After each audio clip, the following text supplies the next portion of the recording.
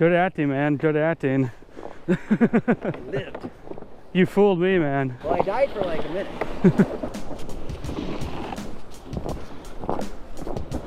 Hey everyone, Jason Weckerle here.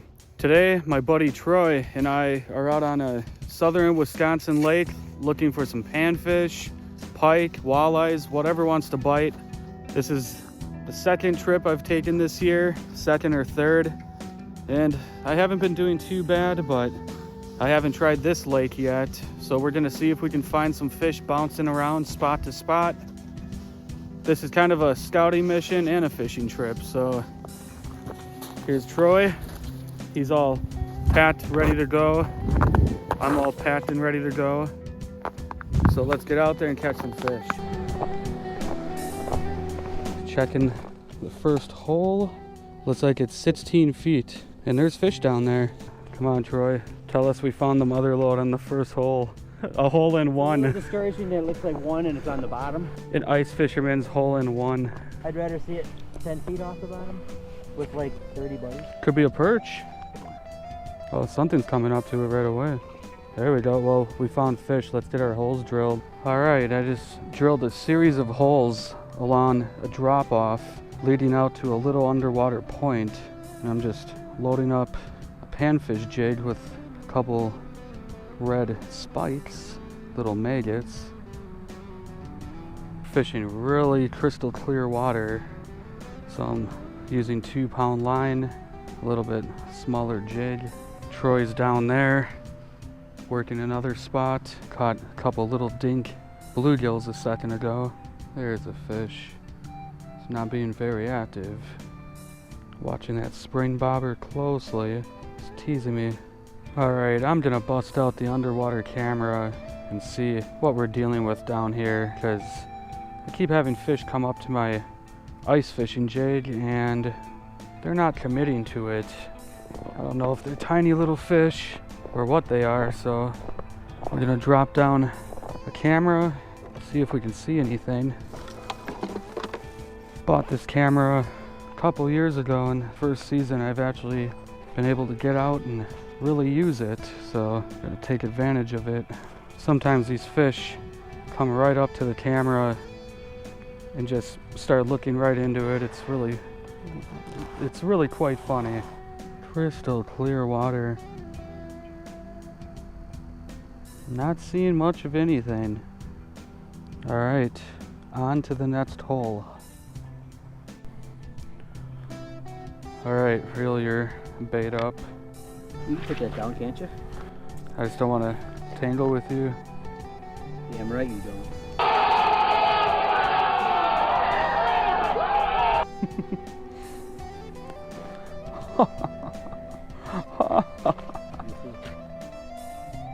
There's something over there. See that? Oh, there we go. It is a potato chip. Bluegill. There's a bluegill over there. Or a crappie. What is that? See that? Oh, I see too much glare from my angle. Keep holding it against the ice. That looks like a jumbo perch over there, dude. Alright, I'm gonna set a couple tip-ups out along a little drop-off here going into 30 feet of water. I'm at 12, 13 feet with this tip-up. Haven't decided if I'm gonna set my other one at the same depth, maybe shallower, or maybe deeper, but I'm dropping down my line right now, and I'm just gonna set shiner about 2 to 3 feet above the bottom. Got ourselves a victim here. I'm gonna remove its tail. Yum.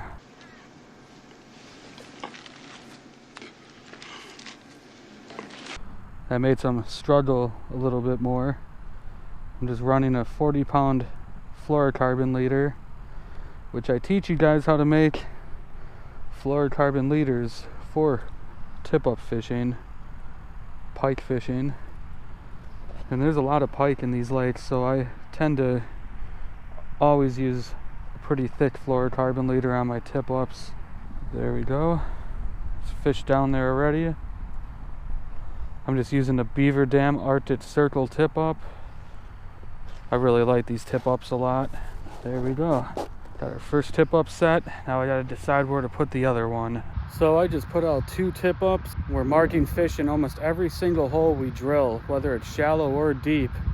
But we're not getting very many biters. Troy caught 1 nice sized bluegill. I pulled up a little dinky perch before. I think he caught a couple small bluegills too.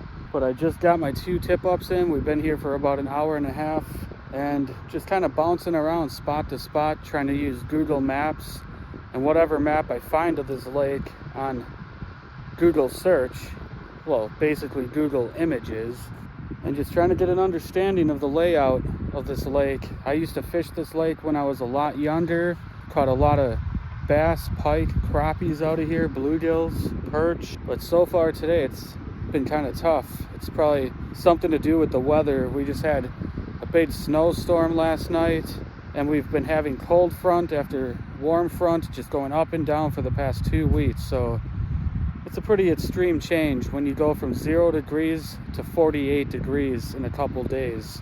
Hopefully something starts biting here. Troy's using some sort of little drop shot rig here, and he caught himself a crappie, a perch, and a bluegill.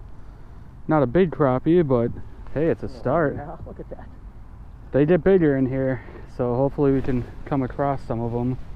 Nothing on the tip ups yet. Right down the hole. He caught a mess of those. Got a flag. There we go. Got the first flag of the day. Hopefully it's not a false flag. Not seeing it turning. Might have been a wind flag. Oh yeah. But not far. Oh, got something. What is this? Little tiny snake northern. There we go.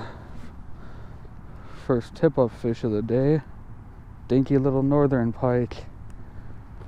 Just in there awkwardly. There we go. Little baby northern. Hey baby. Oh. Oh, I don't think it's tangled up there. They like to do that to you. Switching over to a gold tungsten jig. I'm just running this on 2-pound test trilene ice fishing line, Berkeley trilene monofilament, and St. Croix light action. It's a Legend Black 30-inch light action rod. It's a spring bobber rod. You can see right here it's got a nice spring bobber on it.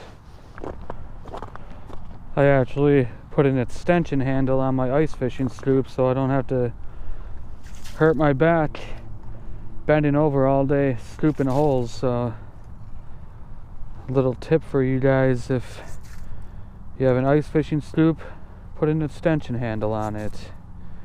It's always good to have the wind to your back when you're jigging. Try to keep as much wind off of you so that you can feel bites, detect bites on your spring bobber. Oh, got one. There we go. That feels good. There we go. That's a good fish. Not bad. That's a good sign. Maybe they're gonna start turning on. Or maybe I found the one hungry fish in the whole lake. Who knows? Right away, one's coming up to it. Oh, got him. That's a good fish. I'm really liking these circle reels. Keeps the line straight, keeps your jig from twirling in circles. 13 Fishing Descent. Bought them a few years ago. Now they're biting every single time I drop it down to them. There we go. Oh, that one's fighting. Yeah, that's a good bluegill. That'll keep. I knew something would flip their switch, you know. It's like they weren't wanting spikes. I guess they want watsies. I don't know if that's what it is. Man, as soon as I get it down to them now. There we go. That's a good one.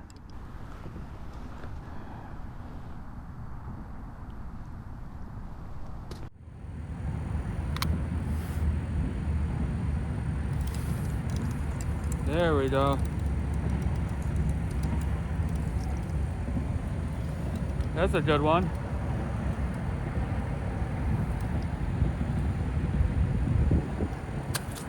Seems like we're getting into some nicer fish now. They're starting to bite. Oh, there we go. Dude. Troy.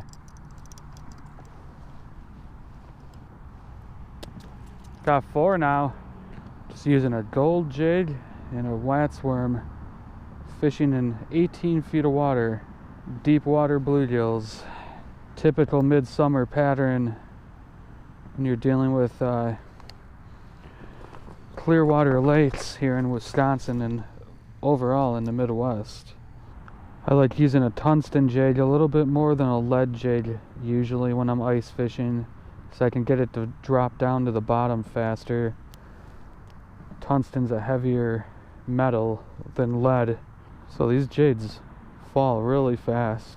Hope the school of bluegills didn't just move on, because they just disappeared on the screen. Oh, there we go. Whoa, I don't know what this is, bro. Oh, crap. This might be bigger. Uh-oh.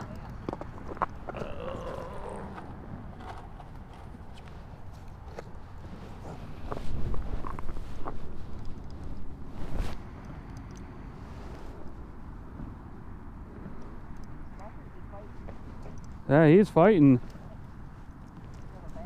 I don't know what it is. Yep. Largemouth. There we go. That's a nice chunky bass right there. Very cool. That was a good fight. 2-pound test line. There we go.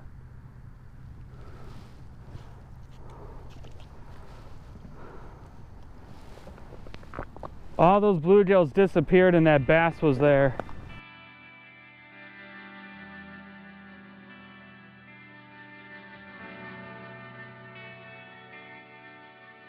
Just caught a decent sized bass. A lot of fun. Hopefully the bluegills came back again, because I think that bass spooked a majority of them. If I don't get any more bites here, I'll just change holes.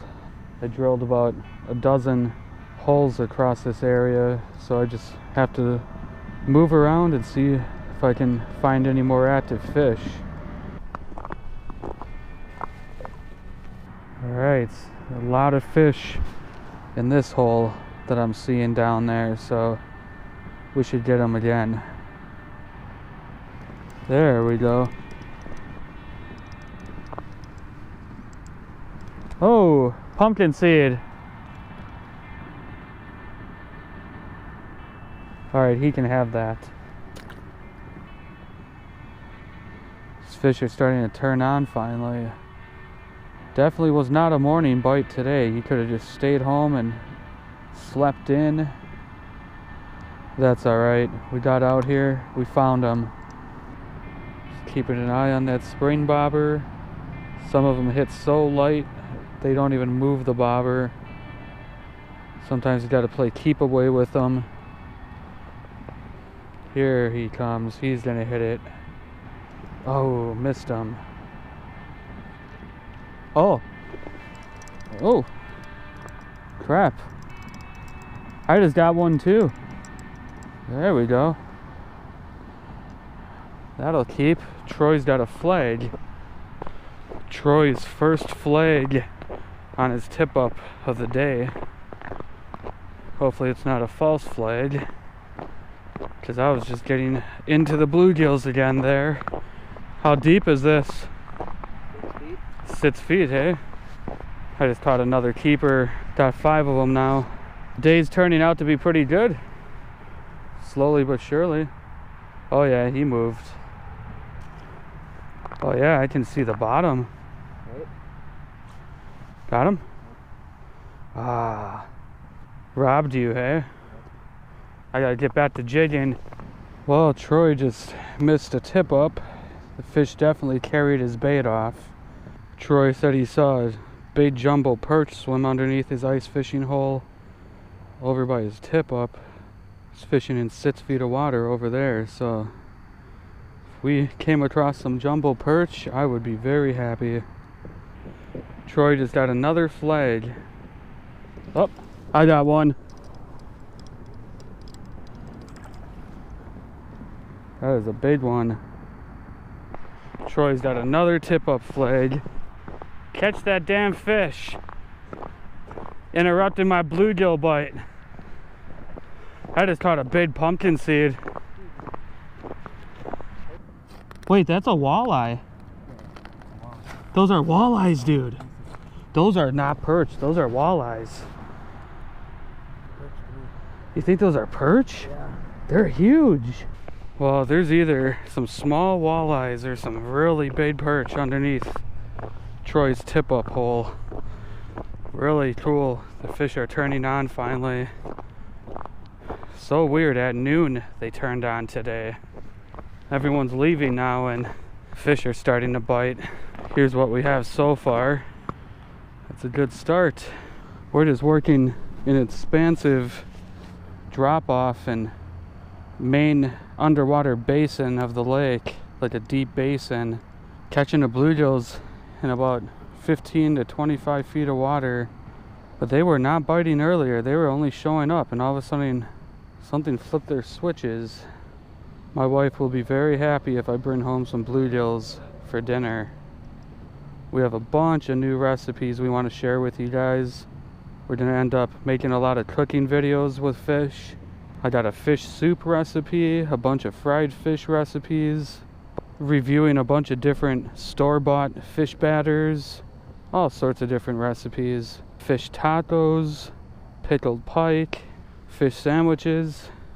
The Weckerle kitchen will be open here on YouTube pretty soon. Sometimes the more still you can hold the bait, the more bites you get, and sometimes they really want it worked. And today, it seems like I gotta get them to come to it, and then I gotta hold it dead still. Yep, there we go. A lot of little ones right here. What is with this? And now it's like they're on to me, and they know I'm here, so they're all bugging me. There we go.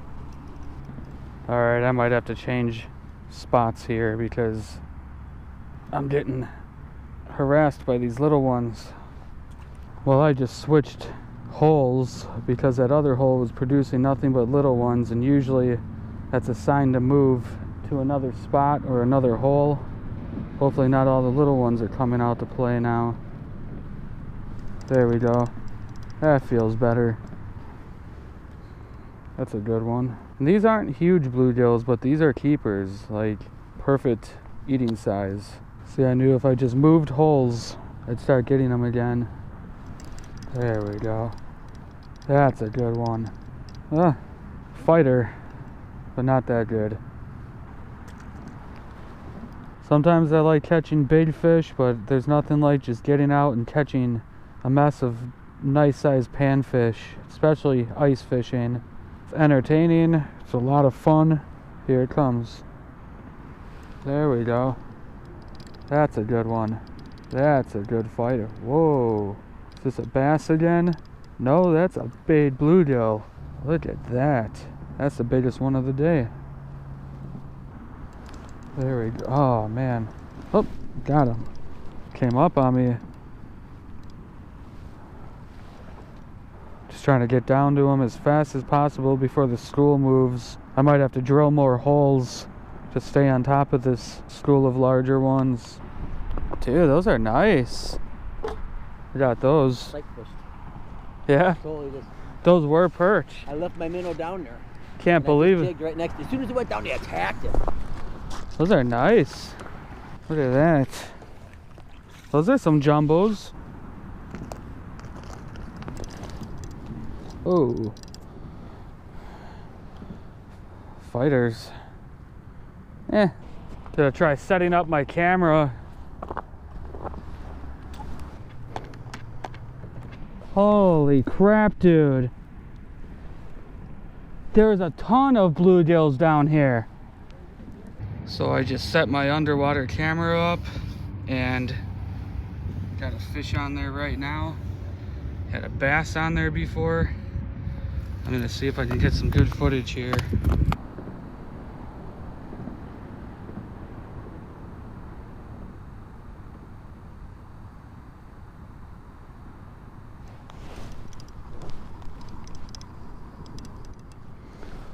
Another good one.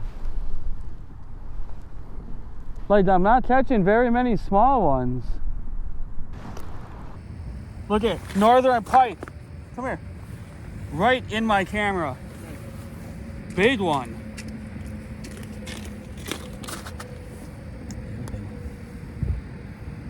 Get a jig down there. I'm like shocked. I just looked over. I'm like, what? That's awesome, dude. I'm getting this all on video. Where are you going? Yeah. That was fucking cool, dude. I just don't want him grabbing my camera. That was a pretty sizable pike. Looked fat. So right now I'm just using the underwater camera and I'm just catching them like crazy. But they seem to be getting a little smaller. So we just saw a northern pike on our camera. That was really cool. Not good for the pan fishing though, because northern pike eat panfish and panfish hide when they see a northern pike. Hopefully I can get these bluegills. It looked like a pretty big pike too. All those bluegills disappeared.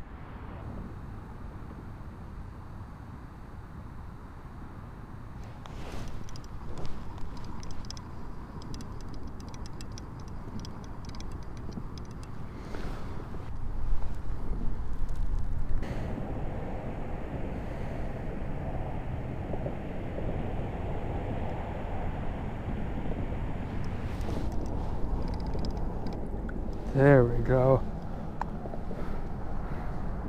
That's a good fish. Not catching too many small ones today. They're not the biggest bluegills, but they're very nice sized bluegills, so I'm very happy.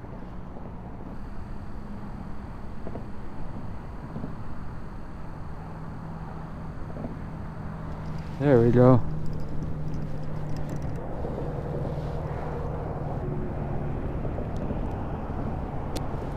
My goal today is to catch 20, just 20 keepers. That's enough for 3 or 4 fish fries for my wife and I, so I'm happy with that. If I can scratch out 25, great, but and I know a lot of guys are like, oh, why do you have to keep a limit? 'Cause I haven't been keeping too many fish the past couple years, and I don't like to keep fish every time I go out and have to flay them when I get home. So if I can get to last me for a couple months, I'm happy with that. Oh, nice.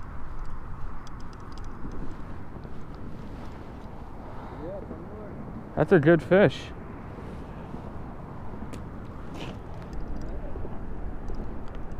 There we go. Number 20. There we go. That feels nicer. There we go. That's a good one. There we go. Woo! That is huge. Look at that. I'm gonna actually toss this one back. I don't want to keep these bigger female ones, but that's like a 9.5 pushing 10-inch bluegill right here. Very nice. We want to let these bigger 9, 10-inch bluegills go. Keep the 7, 8-inchers. Oh, get down the hole. There you go.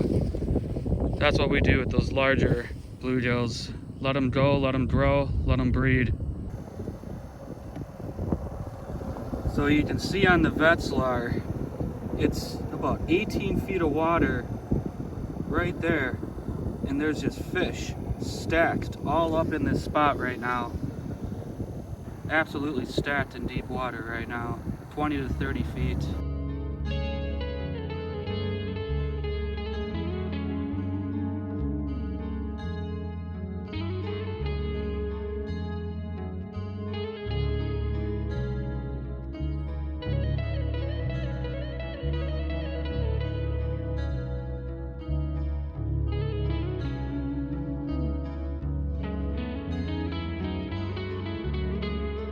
All right, everyone, Troy and I are packing up now. We had a really long day of fishing.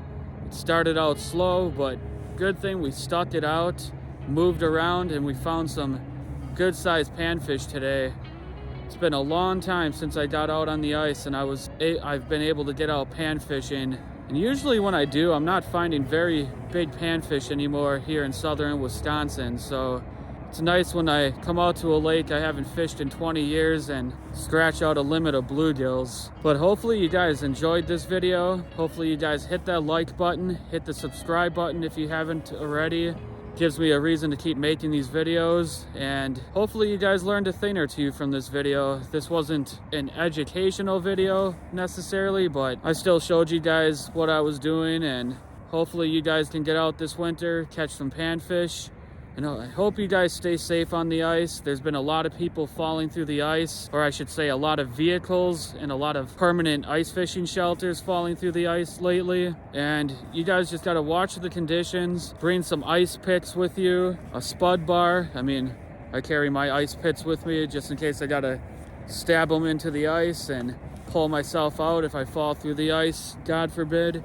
But we're gonna pack up now, hit the road, get some sleep. Good luck fishing. Take care.